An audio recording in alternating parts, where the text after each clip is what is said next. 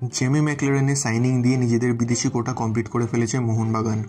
As we know, Dimitri Petratos আর Jason কামিন্সকে বাদ দিলে বিদেশি কোটায় প্রত্যেকে নতুন মুখ।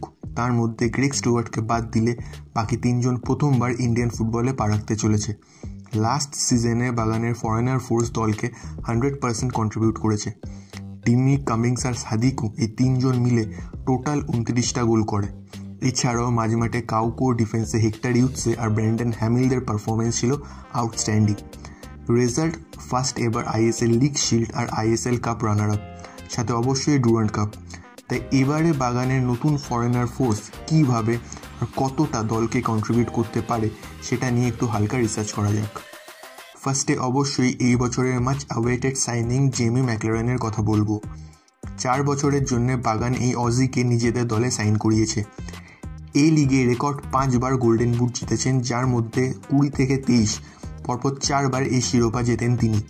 এছাড়াও 233 ম্যাচে 154টা গোল করে লিগের অল টাইম টপ গোল স্কোরারের লিস্টে 1 নম্বরে রয়েছেন এই ডেবিউট মেরিনার। লাস্ট সিজনে 10টা গোল আর 2টো অ্যাসিস্ট রয়েছে তার।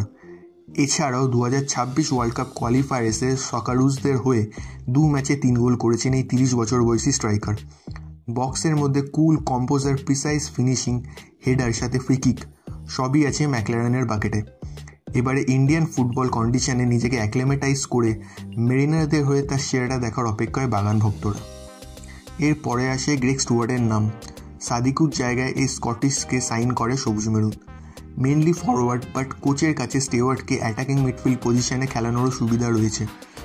2021 থেকে 24 অবধি জামশেদপুর আর মুম্বাই সিটি এফসির হয়ে আইএসএলে খেলার এক্সপিরিয়েন্স রয়েছে তার। এই 4 বছরে 50 ম্যাচে 21টা গোল রয়েছে তার নামে। কোচ তাকে কেমনভাবে ইউটিলাইজ করেন এখন সেটাই দেখার, কারণ টিমি, কামিংস বা ম্যাকলারেনের জায়গায় তাকে স্টার্ট করানোর পসিবিলিটি কম। তাই গোটা সিজনে হয়তো সাবস্টিটিউট হিসেবেই তাকে মাঠে বেশি দেখা যেতে পারে। অ্যাটাক যতই পাওয়ারফুল হোক, ডিফেন্স স্ট্রং না হলে কোনো টুর্নামেন্ট জেতা যায় না। তাই টম অলড্রেড আর অ্যালবার্টো রড্রিগেজের ওপরে এবারে বাড়তি দায়িত্ব থাকবে, স্পেশালি যখন আনোয়ার আলীকে নিয়ে ডামাডোল চলছে। তাই ক্যাপ্টেন সুভাশিস বোসের সাথে সেন্ট্রাল ব্যাক পজিশনে এদের দুজনকে কনসিস্টেন্টলি পারফর্ম করতে হবে। পার্সিভ ব্যান্ডাং লাস্ট সিজনে ইন্দোনেশিয়ান লিগ ওয়ানে সবথেকে কম গোল কনসিড করা দলের মধ্যে 2 নম্বরে ছিল, যার ডিফেন্সের অন্যতম মেম্বার ছিল অ্যালবার্টো রড্রিগেজ।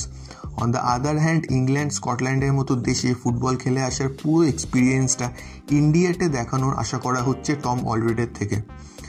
ফাইনালি মেরিনার্সদের 2 নির্ভরযোগ্য অস্ত্র ডিমি পেট্রাটস আর জেসন কামিংস দলে আসার পরে বেশ কিছুদিন স্ট্রাগল করেছিল, তবে তারপরে গোল স্কোরিং ফর্মের কনসিস্টেন্সি দেখা যায় তার। আইএসএলে 12টা, তার মধ্যে ডু অর ডাই ম্যাচে, ডার্বি ম্যাচে, কাপ ফাইনালেও গোল আছে তার নামে। সাথে এএফসি কাপেও 7 ম্যাচে 4 গোল রয়েছে লাস্ট সিজনে। বক্সের ভেতরে তার সুযোগ সন্ধানী অ্যাপ্রোচ সবুজ মেরুনকে আগের বার অনেকগুলো গোল এনে দিয়েছে।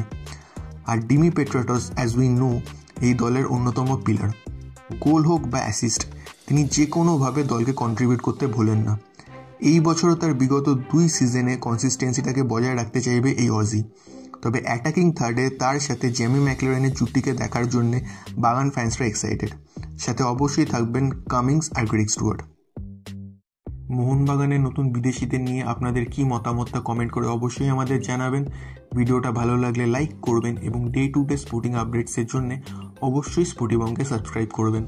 পরের ভিডিও নিয়ে খুব তাড়াতাড়ি ফিরে আসবো, তাই স্পোর্টিবংয়ের সাথে থাকুন।